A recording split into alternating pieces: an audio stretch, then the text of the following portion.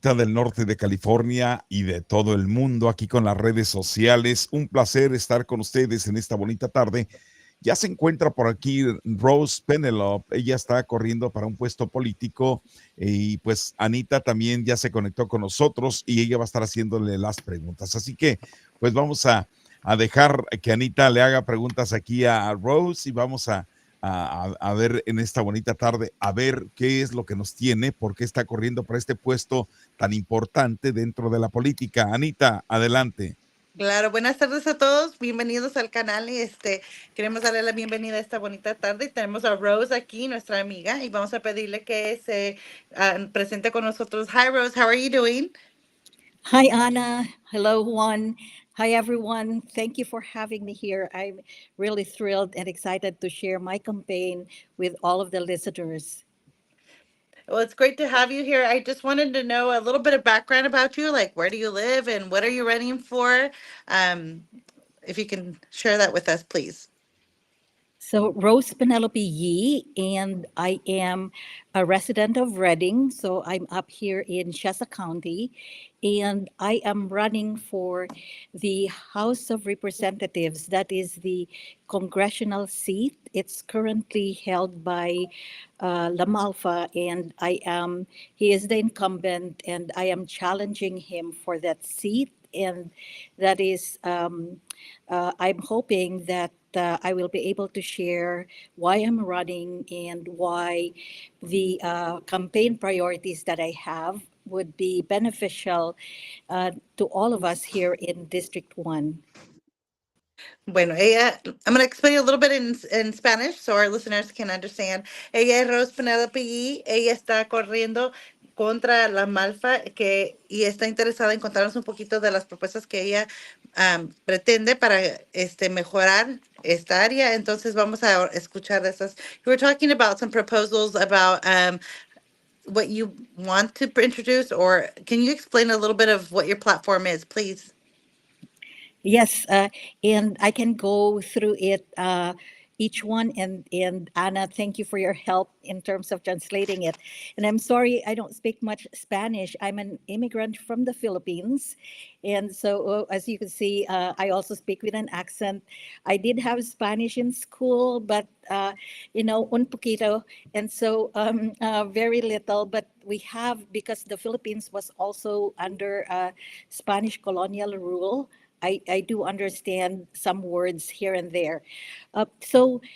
Again, I'm running for Congress. So if you will see it on your ballot, in the congressional space, there are two candidates. One is Lamalfa and one is myself. And I am challenging him because I believe that we need to have policies in government that is beneficial to all of us. So, for example, the first priority that I have is Medicare for all. We need to have health care that is accessible, that is affordable, and it's high quality, where if we get sick, we can just go to the hospital and not have to worry about how we're going to pay for it, or we don't have to worry about how much insurance premium we have to pay each month. Okay, let me explain that.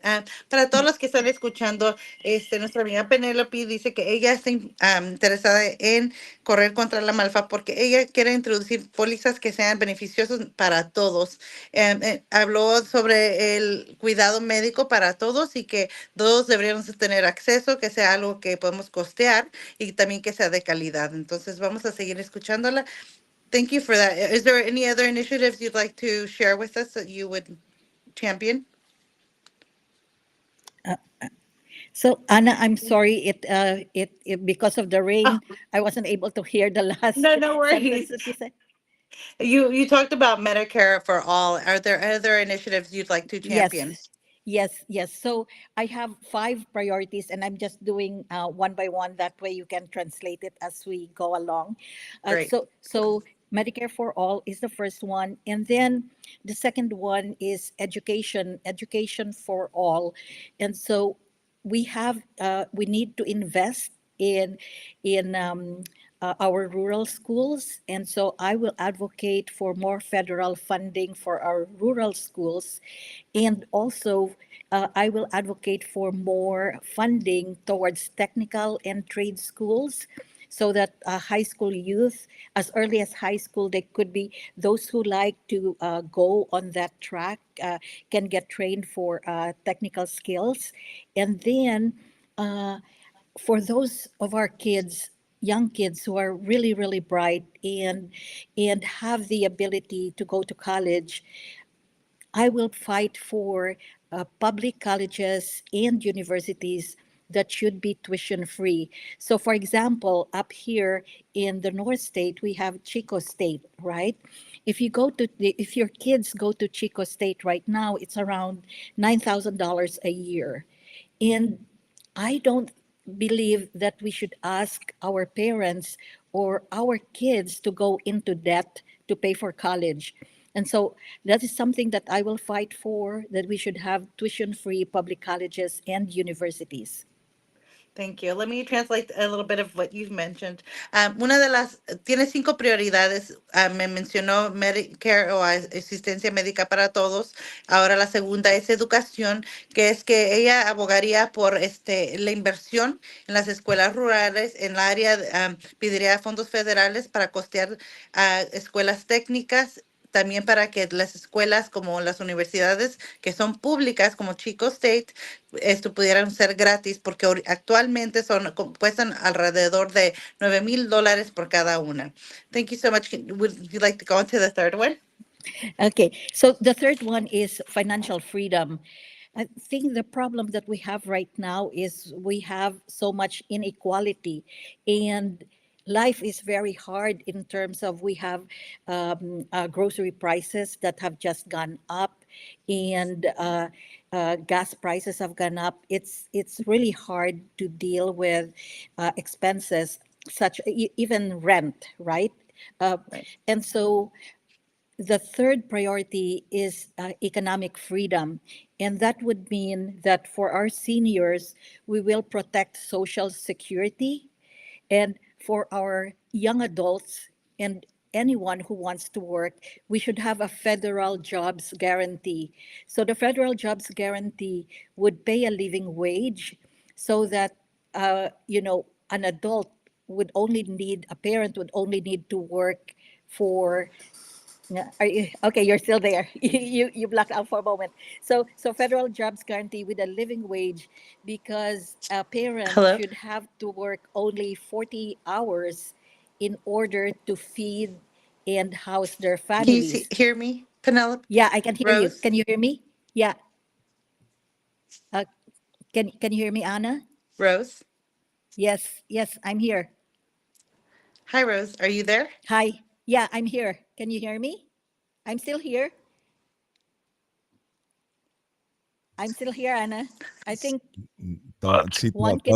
todavía están conectadas las dos. Las dos las escucho y las dos están en pantalla, pero como que no la escuchas tú a ella. No. Okay, I think Anna can't hear you, so something wrong. She cannot hear me. Okay. Uh, I can but hear her very well, though. I don't know what's. hmm. But you can hear me, Juan? ¿Quieres que vaya para allá? yeah, I can hear you. I can hear you very well, and I can hear Anna and you, but and I can We're see in you a on the disconnect, screen. I think. Can you hear Anna, us? can you? I can hear you very well. I can hear Anna Hello? very well. I can hear I think I Juan. froze. Can you? Anna, can you check your speaker or maybe something? Let me leave and come back, maybe. Yeah, Yeah. leave and come back. Yeah. Yeah, maybe. Okay. I think the Oh, I weather think I'm is. back. Okay. Oh, you're Yes, back. Can you there hear we me now? go. You can Yes, hear we me now? can. Thankfully, sorry about the disconnect. I know the weather's not cooperating and our phones Yeah. aren't either, but no, so let me sorry for everybody for the interruption, but you were talking to us about the financial freedom and Yes. inequity for our seniors and protecting Social Security and the living wage through federal job. I think that's where we left off. Okay. So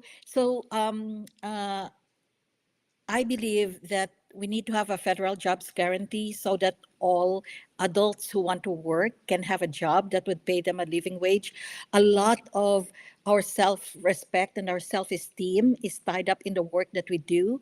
And so if we have a federal jobs guarantee where people can work and they're paid a living wage, then I believe that it would go a long way in terms of getting people's anxieties about their economic well-being down.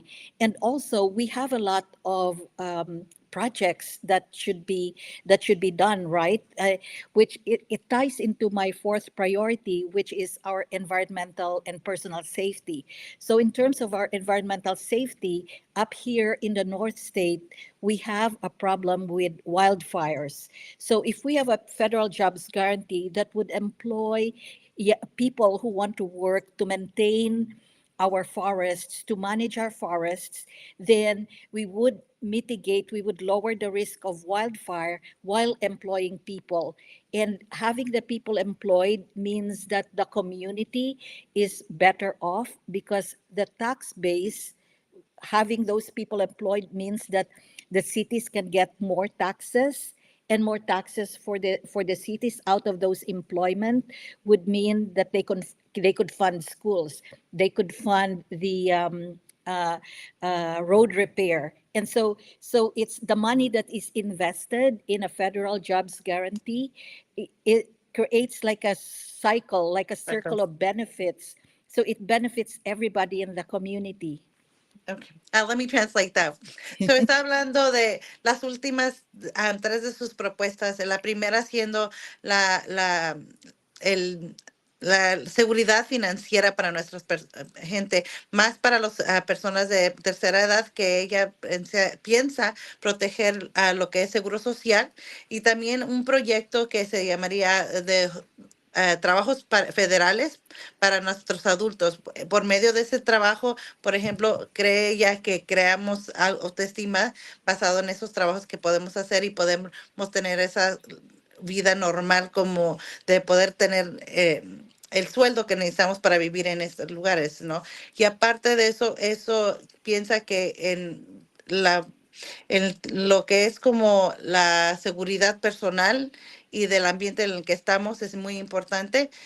Dice que si estuviera, podrían pagar por medio de esa garantía de un trabajo federal a personas que mantengan y cuiden los bosques, que ahorita estamos teniendo ese problema con los bosques, y ellos mantendrían los bosques, nosotros mantendríamos a ellos con un trabajo, y eso generaría dinero dentro de las comunidades para reparar las carreteras, hacer escuelas o apoyar a las escuelas más. Entonces crearía un ciclo sustentable para nuestra comunidad. Y le voy a seguir Yeah, preguntando. Thank you for that. yeah, I hope I didn't yes, capture it all, and not greatly, because I am not a translator, but I did my best. yes. So Yeah, thank you, and I appreciate you, Anna. And so the last priority that I have, which speaks to actually all the other priorities, is that we need to take billionaire money out of our elections, because right now we have our elections, our candidates are being funded by these billionaires, by money that is being donated to their campaigns, and it's like millions of dollars. And so I don't have those. I have only small dollar donations. And so as an congresswoman, as the elected congresswoman, I would advocate and I will fight to get money out of politics. We need to repeal Citizens United. That's the Citizens United and is what enables dark money to go into our electoral process. And when that happens, then the billionaires who are funding the campaigns of these candidates and they get elected into office, then they can tell the candidates what they want, right? So that the policies then are for the benefit. people who fund the campaigns. if we take billionaire money out, then it will be our voices, yours, Juan's, mine, the people who live in our communities will have an equal voice in how our government is run. And so that is one thing that I would really fight for, so that the playing field is even. Our voices, even us who are immigrants, like myself, I'm an immigrant, but I'm an American, and our voice should be heard in Congress just as much as those who have money. Thank you. Let me translate. Um, Ella dice que la quinta y última iniciativa por la que ella lucharía y pelearía fuera para sacar el dinero de billonarios de las elecciones. Explico y en resumen, mal resumen, pero ahí va a estar. Es que ahorita los billonarios dan dinero a los candidatos y hacen que los candidatos ganen. Y cuando ganan, ellos tienen influencia sobre las iniciativas y las legislaciones que pasan para poder que sea a su favor. Entonces, ella lucharía para revocar o repelar una legislación que se llama Citizens United, que es lo que permite que esta situación, este tipo de donaciones pase. Entonces, haciendo eso, ella podría lograr que la voz de la comunidad, de las personas que no tenemos los millones de dólares, puedan ser escuchadas y que la legislación también refleje nuestra voz. Thank you. So I wanted to take you a little bit off course there. Thank you. And Ricky tells us you have a dog. Can you Yes. tell us about? So our we have a little mutt. She's like 13 pounds, and she's a blackish, grayish little one. And she's in the picture in my website. That's roseforcongress.com. And her name is Kaboom. Or we call her Boom Boom. We call her Boomy, Boomer. She has all sorts of nicknames, and and she's very loving. And so what she was, when I was making a video for TikTok, she was brushing against my leg, and so I just picked her up and I just put her on camera and said, "Hey, Boom Boom once is asking all of you to vote for her mom." Oh. And so she's what we call our chief love officer. Oh, I love that name. That's a wonderful name. I'm glad I asked about the Chief Love Officer. Well, it's been a pleasure to be with you and also to get to know you and the initiatives that you pretend to champion. And so just to summarize, it was Medicare for all, education, financial freedom, environmental and personal safety, and taking the millionaire money out of elections. Is that correct? Yes, that's it. You did a great job summarizing it. And can I just have No. one more minute to talk Of to the course. audience? Sure. And So- it's a good time to motivate all the people that's listening to vote, Yeah. because it's coming. It's next Tuesday. So we Yes. need to, motivate Yeah, we need everybody to- to vote. Hay que we motivar a need, todos para we que voten. Adelante, Ross. Go ahead. Thank you, Juan. Yes, so far only 32% have voted, and so we need you to turn in your ballots. I know some of you who are listening here are Republicans, but I want to invite everyone to vote for me, because all those priorities that I mentioned, like healthcare freedom, financial freedom, freedom to live in a safe environment, and taking billionaire money out of our politics, are all going to benefit all of us, regardless of whether you're a Republican or a Democrat. It doesn't matter. If we can lower the prices of gas, or we can lower the price of milk, that will benefit a Republican dad and a Republican mom. If we can get a federal jobs guarantee, it doesn't matter if you're a Republican or Democrat, you will get a job that will pay you a living wage. If we get tuition-free public colleges and universities, It doesn't matter if your family is Republican or Democrat, your daughter, your son will be able to go to college without having to pay that $9,000 plus tuition at Chico State, or I think right now it's $30,000 at University of California in Berkeley. And so all the priorities that I am standing for are universal. They apply to all. And so I'm inviting all Republicans, all Democrats, Greens, whatever color you are, to please, please, please vote for me. Thank you so much, Juan. Thank you, Anna. That's very important. Necesitamos hacer que todo mundo, no importa si es demócrata, republicano, de qué partido seas. Recuerda que lo importante este día, martes 5, ir a votar. Y ya usted, si ya tiene la boleta electoral, mándela hoy mismo, llénela, envíela. Y pues de repente no nos vaya a salir con que no puede votar ese día. Recuerde, es muy importante. Todo mundo que podemos votar, hay que hacerlo. Así Y que, como Anita, dice Rose, Rose estaba diciendo de que no importa si eres republicano o demócrata, vas a beneficiarte de las legislaciones que ella propone. Está hablando, ya lo hemos comentado, de cuidado médico para todos, la educación gratis para todas las personas que vayan a asistir a las escuelas públicas, de la la ayuda financiera en cuanto a protegerte con seguro social y también un trabajo federal, y en cuanto a tratar de remover los billonarios que contribuyen a las elecciones. Así que esas legislaciones nos benefician a todos, no importa de dónde, de qué colores seas o de qué partidos pertenezcas. claro. Así que bueno, pues muy importante esta entrevista con Rose. Rose, thank you very much and good luck next Tuesday. Thank you so much. I really, really appreciate you. Muchas gracias.